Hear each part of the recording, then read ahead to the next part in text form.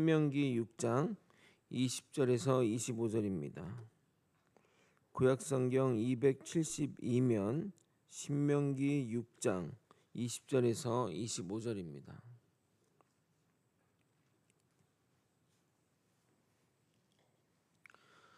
저와 번갈아 교독하고 마지막 절 읽도록 하겠습니다. 제가 먼저 읽겠습니다. 후일에 내 아들이 내게 묻기를 우리 하나님 여호와께서 명령하신 증거와 규례와 법도가 무슨 뜻이냐 하거든.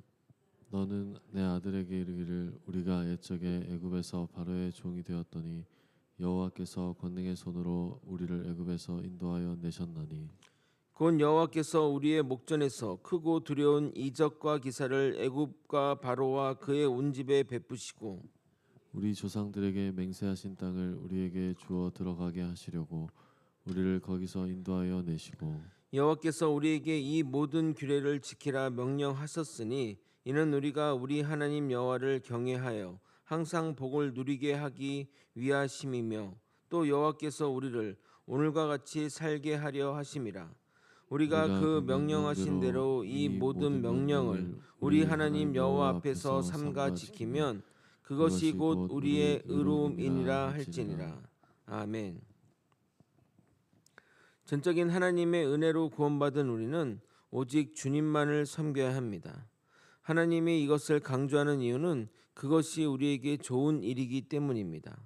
허망한 신을 섬기며 헛된 시간을 보내지 않고 허망한 것에 자신의 에너지를 쓰므로 헛된 물질을 버리지 않고 참 하나님을 노엽게 하여 벌받지 않기 위해서입니다. 이렇게 미리 경고하고 알려주고 반복하여 가르침했어도 불구하고 변질되는 것을 보면 인간의 완악함과 죄성에 다시 한번 우리는 놀라게 됩니다. 하나님을 두기 싫어하는 마음이 바로 죄의 근원입니다. 그러나 하나님 앞에서 그가 명령하신 명령과 규례와 증거를 지키며 우리가 보기에 정직하고 선량한 일이 아닌 주님이 보시기에 정직하고 선량한 일을 행할 때 우리는 복을 받게 될 것입니다. 오늘 본문은 가나안 땅에 들어가서 자녀들을 교육할 때 어떤 식으로 행해야 하는지 가르쳐주는 본문이라 하겠습니다. 율법을 주신 이유와 목적 그리고 축복에 대해 살펴보도록 하겠습니다. 오늘도 말씀을 통해 주님이 우리를 향하신 뜻을 새겨보는 시간이 되길 예수 그리스도 이름으로 소망합니다. 신앙생활을 하다 보면 믿음의 자녀들이 성장하여 부모에게 하나님이 주신 명령과 규례와 법도의 의미가 무엇이냐 물어보게 될 날이 올 것입니다. 그럼 여러분이 부모라면 잘 말해줘야 합니다.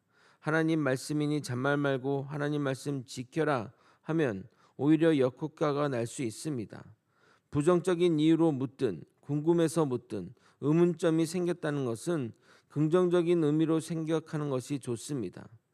그런데 많은 부모님들이 그런 질문에 답을 하지 못하고 머뭇머뭇거리거나 호통으로 대응한다면 자녀들은 부모의 신앙에 대해 의구심을 가지게 되고 규례를 지켜야 하는 이유를 잃어버리게 됩니다. 그러면 결국 남는 것은 공허한 말씀뿐입니다.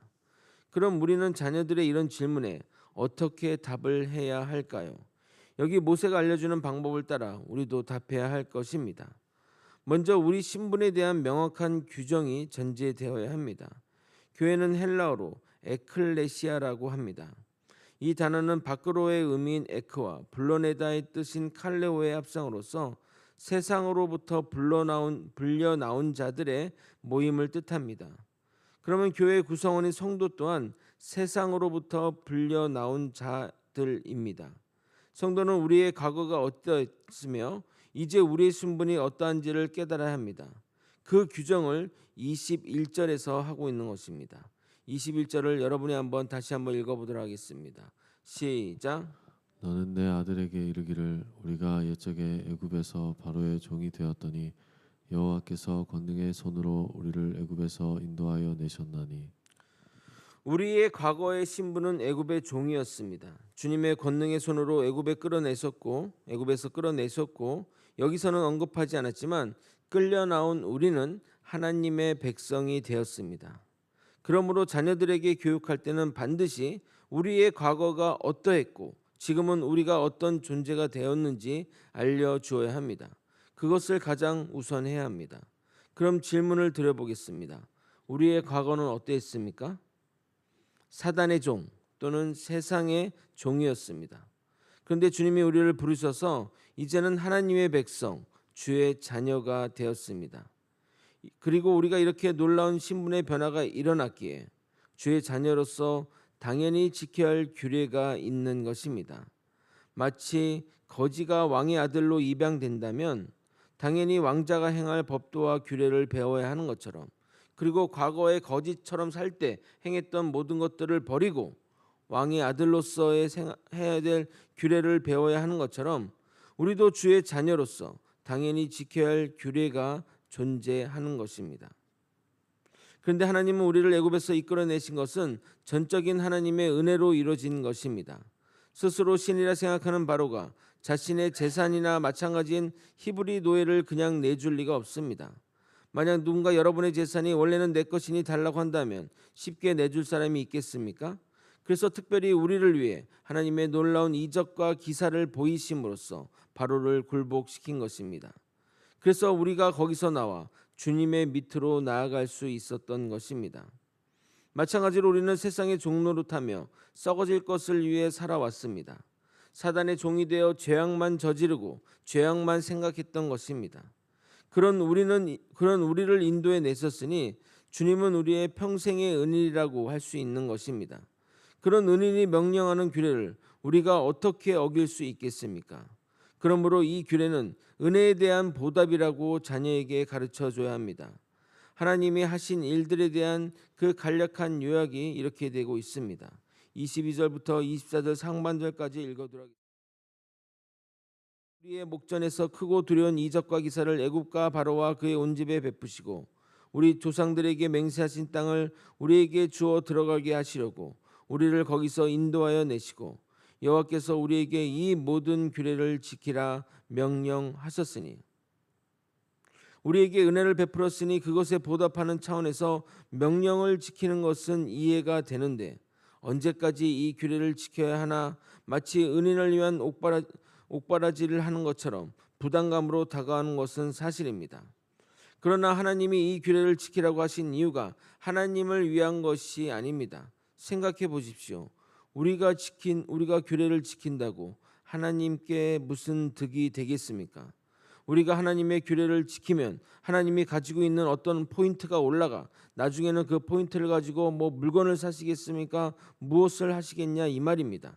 아니면 우리가 규례를 지킨다고 해서 하나님의 덕이 될 것이 무엇이 있는지 생각해 보면 아무런 우리가 규례를 지키든 아니든 하나님에게는 아무런 영향이 없다는 겁니다. 그럼 왜 규례를 지키라고 하시는 것일까요? 우리가 복 받으라고 규례를 지키라고 하시는 것입니다. 24절 하반절을 여러분이 한번 읽어보도록 하겠습니다. 함께 읽겠습니다. 시작. 이는 우리가 우리 하나님 여호와를 경외하여 항상 복을 누리게 하기 위하심이며 또 여호와께서 우리를 오늘과 같이 살게 하려 하심이라. 하나님이 규례를 주시고 규례를 지키라고 하시는 이유는 그것이 복을 누리게 하는 비결이며 우리가 주의 아래 살게 하는 이유이기 때문입니다. 과거 이스라엘 백성들이 애굽에 살 때는 처음에는 좋았습니다. 비옥한 토지에 농사를 짓기에도 목축을 하기에도 너무나 좋았습니다. 그러나 거기가 터전이 되고 그곳의 삶에 안주하자 고난이 닥쳐왔습니다. 처음에는 내가 주인 되어 살았는데 점점 나를 옥죄더니 이제는 이스라엘 백성들의 애굽의 노예가 되어 살아가게 된 것입니다. 그래서 모진 노동과 고난을 겪어야 했습니다. 우리의 일상도 이것과 다르지 않습니다. 우리가 어떤 것에 매이기 시작하면 그것은 우상이 되고 결국 우상이 우리를 이끌어 죄악이 나를 움직이는 주인이 되는 겁니다. 이 얼마나 황당한 일입니까? 이 사실을 명심해야 합니다. 모세는 우리에게 또 중요한 메시지를 전달해 줍니다. 먼저 25절을 여러분이 읽고 또 설명드리도록 하겠습니다. 함께 읽겠습니다. 시작.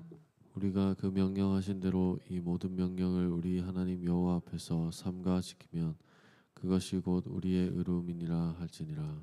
25절만 딱 떨어뜨려 읽으면 오해되기 쉬운 구절입니다. 여호와의 명령을 지켜야만 우리가 의인이 될 수 있다고 해석되기 때문입니다. 그러면 예수 그리스도의 희생 제사를 통해 우리가 의롭게 된다는 것은 의미를 잃게 됩니다. 성경은 우리가 이렇게 의롭게 된다고 말하고 있습니다. 로마서 3장 25절 26절입니다. 이 예수를 하나님이 그의 피로써 믿음으로 말미암은 화목제물로 세우셨으니 이는 하나님께서 길이 참으신 중에 전에 지은 죄를 관가하심으로써 자기의 의로우심을 나타내려 하심이니 곧 이때 자기의 의로우심을 나타내사 자기도 의로우시며 또한 예수 믿는 자를 의롭다 하려 하심이라. 그러나 25절이 말하는 의로움은 구원받는 또는 의인되는 의로움이 아니라 개인의 의로움을 말하는 것입니다. 그래서 우리의 의로움이라고 말하는 겁니다. 하나님께서 주신 율법을 지킴으로 개인적으로 느끼는 뿌듯함과 기쁨이 주어지는 것입니다. 마치 성도 때 고난주간 새벽기도, 평소에는 새벽기도 아무도 한 번도 안 나오지 않다가 고난주간 새벽 예배를 완주하고 주어지는 기쁨과 개인의 의로움과 같은 것을 말하는 겁니다. 더 쉽게 말하자면 개인의 명예, 개인의 성칭함과 같은 것을 의로움이라고 표현한 것입니다. 말씀을 정리하겠습니다. 자녀들이 부모에게 질문하기를 하나님이 주신 법도와 규례가 무슨 의미이냐, 그리고 왜 이것을 지켜야 하는가 묻는다면 이렇게 답변하면 될 것 같습니다. 첫 번째, 우리의 신분에 맞게 주어진 규례이니 지켜야 한다. 두 번째, 주님이 은혜를 베푸셨으니 그 은혜를 보답하는 차원에서 규례를 지켜야 한다. 세 번째, 규례를 지키는 것이 우리에게 복이 되기 때문이다. 마지막으로 규례를 지킴으로 우리는 의로워지며 주님을 닮아가는 모습으로 변해갈 것이다. 우리 모두 모세가 교훈한 대로 자녀에게 또는 자신에게 바른 신앙의 교육에 힘쓰는 저와 여러분이 되시길 예수 그리스도 이름으로 축원드립니다. 아멘.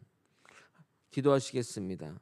하나님 아버지, 우리가 정말 하나님에 대한 하나님이 우리에게 규례를 주신 그 의미를 잘 깨달아 이 땅에서 하나님의 말씀과 규례대로 살아갈 수 있도록 이끌어 주시옵소서. 강제와 의무가 아닌 자발성과 순종으로 주님께 주님의 말씀을 접하며 주님의 말씀을 대하며 살아가는 주의 백성 되게 도와 주시옵소서. 사랑이 많으신 예수 그리스도 이름으로 기도드리옵나이다. 아멘.